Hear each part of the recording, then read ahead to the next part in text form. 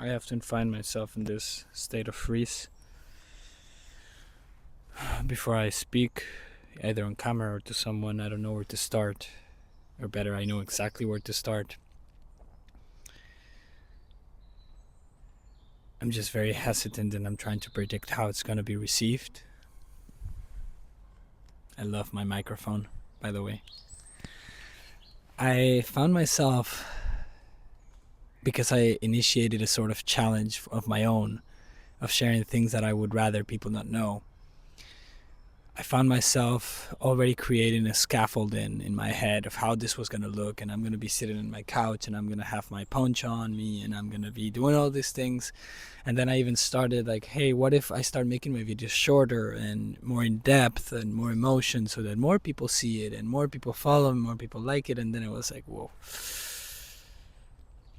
that started to get in my head a lot. So today I just chose to come here to the park, and even before I sat down I didn't know what I was going to talk about, and then it became very clear. I'm going to talk about what it was like to discover that I was autistic earlier this year at 23 years old.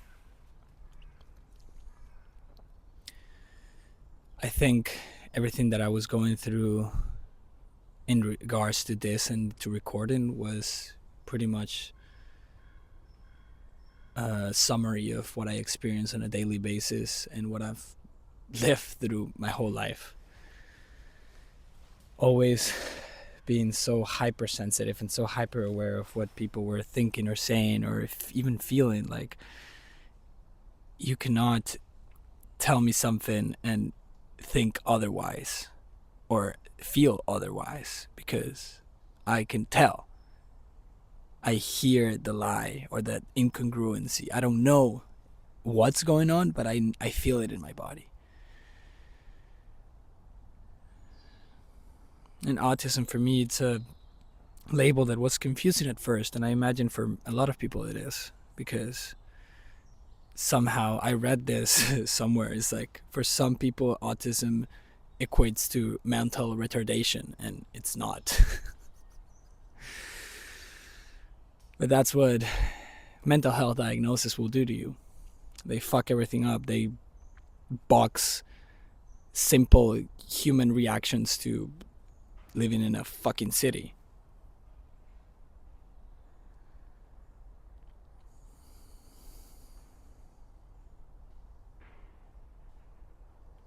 The main issue for me, why it was so validating to come across neurodivergence, was because it finally, I was able to explain who I've been and why I've been trying to accommodate to others people's thoughts and views and way of living. And even right now, the idea in my head that there's an image running through my head of what I'm saying and how people would react to it. It's so ingrained that I'm just trying to figure out who I am now,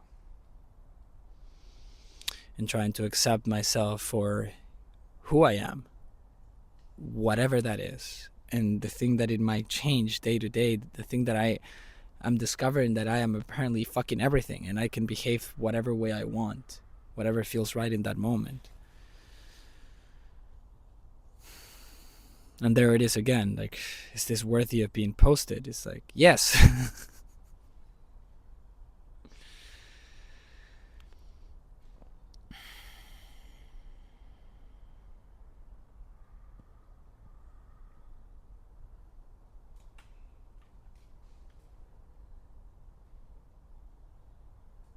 So growing up in a house where maybe everyone was neurodivergent, and a lot of more people outside of my house and my environment were also neurodivergent, but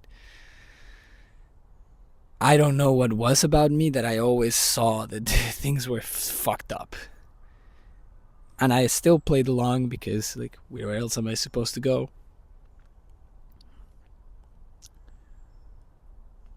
I now hold a very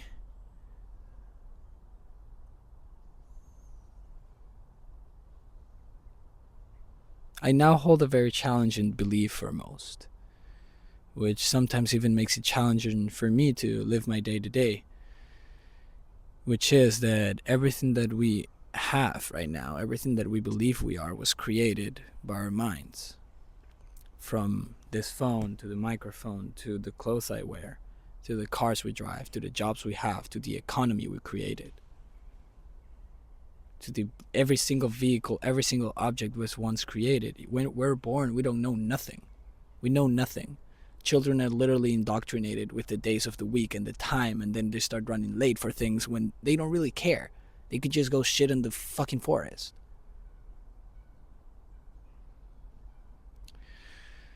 So I'd say this because it illustrates how far off we are from our nature, and how toxic and sickening it is to the human being to pretend that it's not true, to have arguments and challenging beliefs and politics and what's the best beer to drink, and the fuck are you talking about? It's deeply alienating for me to just get out of my house. I live in the center of a city. Fuck, man.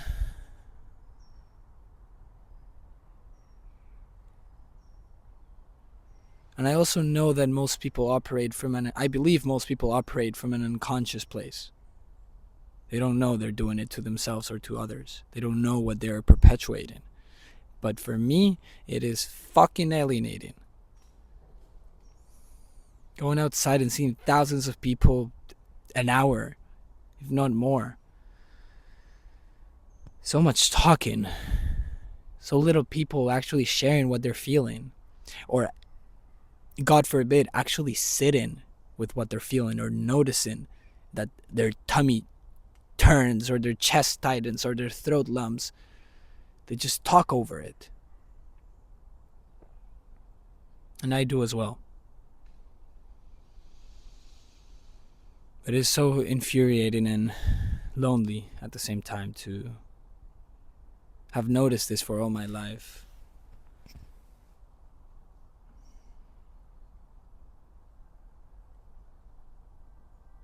And having to still pretend, or I basically learned how to lie to myself every single day. To pretend that I didn't enjoy the things I enjoyed. To pretend that I was someone who I was not.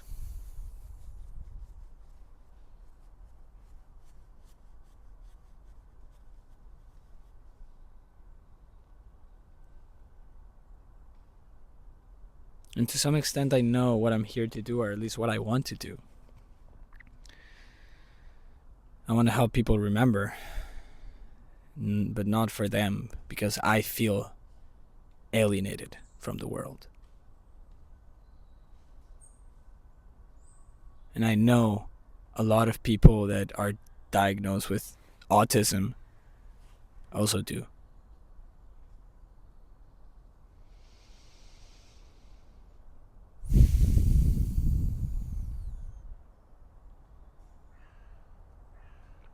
What makes people sort of disabled or unable to function is the way society is structured. Because I wouldn't have any problem with hunting, or eating, or shitting, or taking a shower. But I do have a problem with being alone at home, with having to take care of so many fucking things, reading fucking emails, being on my phone, being on the laptop, interacting with people I don't know, making small like what the fuck?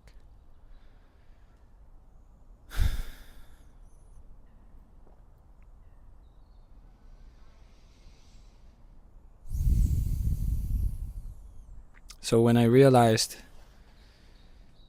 that I was never wrong to begin with, that my questions, the way I saw the world, the way I experienced, the way I can ask myself if I am even real right now, if Where how do I know? Because I see myself, because I feel it, but I don't like to explain. I don't try to explain where did all this come from anymore. It's just here. But the way I can hold those questions,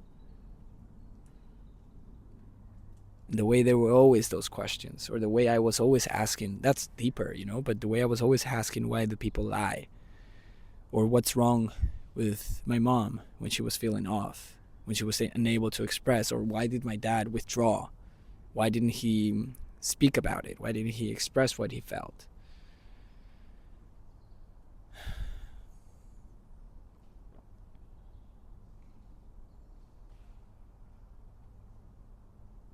And it's so frustrating because every time I try to channel and talk through this, a little voice in my head is telling me, like, what will they think about you if you're talking about this? Or what would the people watching this would think about you? And I just want to be able to speak without having to think how it's gonna be received. And it's something I cannot fucking stop, and it's so frustrating for me to do so.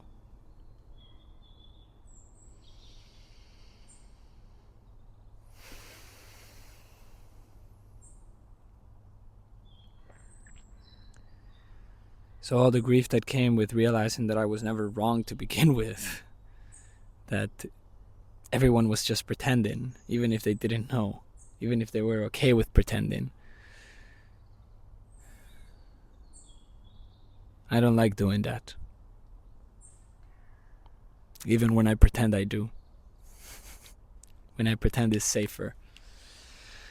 I don't like doing that because in reality I know I can hold my experience, I can hold my own person. Even if everyone in the world hates me, well, that might mean I will die. I don't get to eat, but I know that's not true. But it certainly feels that way.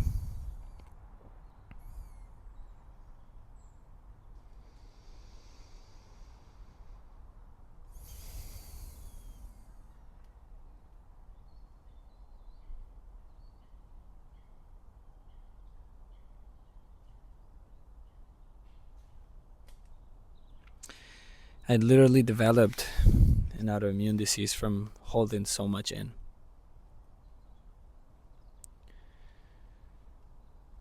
I have inflammation in my gut, and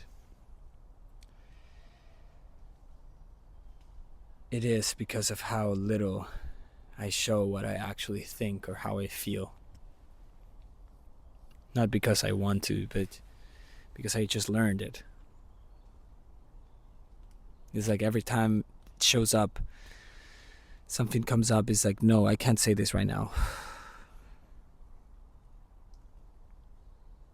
And then I am the one who struggles to go to sleep. I am the one who wakes up with pain in his gut. I am the one who has to deal with all this unprocessed anger. Not the people who were actually at fault.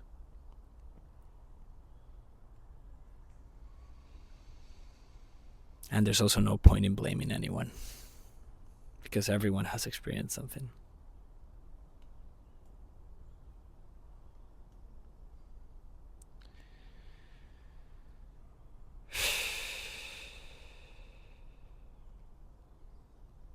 And one thing I am very ashamed to admit is that, I don't know if ashamed is the right word, but I have known what I had to do to heal my condition. Not autism, but Crohn's disease. I've been in a psychology program for a while that I just want to be done with. 6 months more and I'm graduated, and I'm literally doing it because I want to please my parents that have invested so much money in it, and at the same time to hold a freaking paper and tell you I am a psychologist. But the depth of the work I want to bring into this world is not encompassed by a scientific field. It cannot. So living with that incongruency, having felt a lot of what I felt in my body, a lot of what has been repressed, having felt all of that, it's like almost hypocritical for me to have been there and continue there and continue to speak as if I don't know that this is all a fucking lie, that these disorders are, it's pathologizing people, it's not helping them. It's just giving them something more for their identity to hold on to pretend that they don't have any agency over their experience, to get them back to work. That's what the DSM is for, to get people back to work. Because the main condition for being diagnosed is when you're unfit to function. What's functioning? Working. When you're unfit to work. That's why it's fucked up. What makes you so angry about it?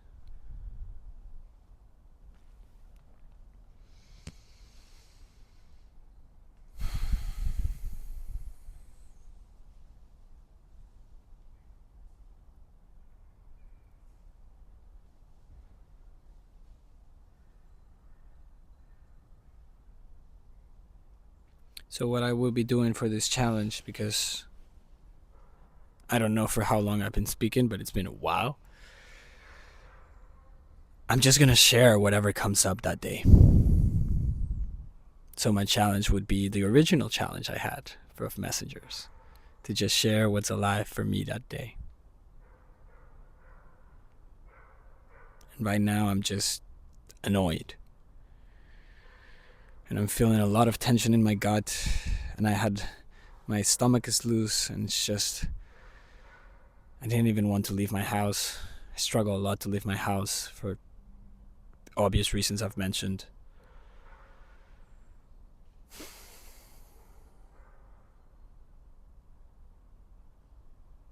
Yeah.